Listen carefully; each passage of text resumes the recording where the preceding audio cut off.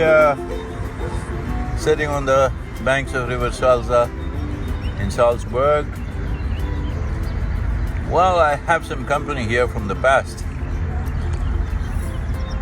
At one time, I spent so much time just simply staring at the water and its endless number of forms that it takes. In all these forms that it takes, and even in still water, like a glass of water, I always noticed that maybe today I am calling them molecules, but I always saw the water particles changing shape and form and taking on many different dynamics which people thought was crazy. But here at Salzburg I have some company. There was Victor Schauberger in early 20th century who spent a lot of time watching many aspects of nature, in that water being one important aspect.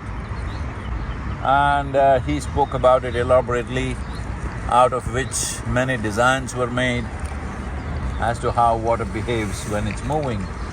For a superficial observer, it's just moving, that's all, if you pay enough attention. Well, we are doing what's called a samyama, which is absolute attention. If you pay that kind of attention, not only the form and the energy that the water exudes, the aliveness of the water and the molecular dynamics of the water which is continuously changing, depending upon which the water behaves differently in different lives, differently in different human beings, how you treat it. 72% of your body being water. How you treat it, how you perceive it is extremely important. This is the land of Victor Schauberger.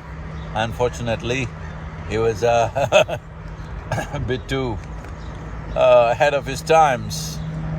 When the German occupation happened, the Nazis saw him as a crazy person or an insane person, and they wanted to put him in an insane asylum.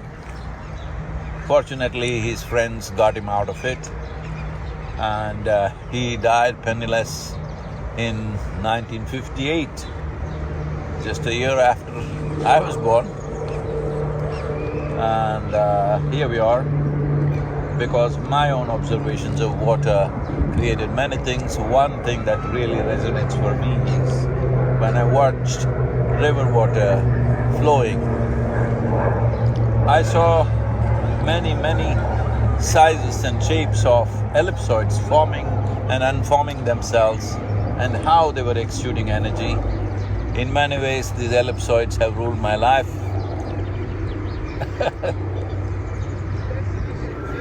It's very difficult to explain without being termed crazy. This is the whole problem. Those who are stuck in the structures of logic, any deeper delving into creation looks crazy to them. After 1,000 years, they come to the same things. But here we are.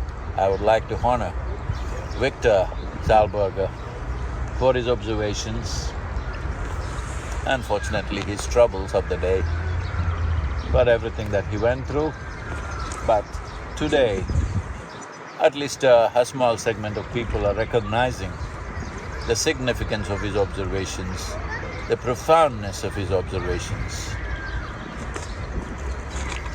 That's why I said many things are recognized 1,000 years after it is done.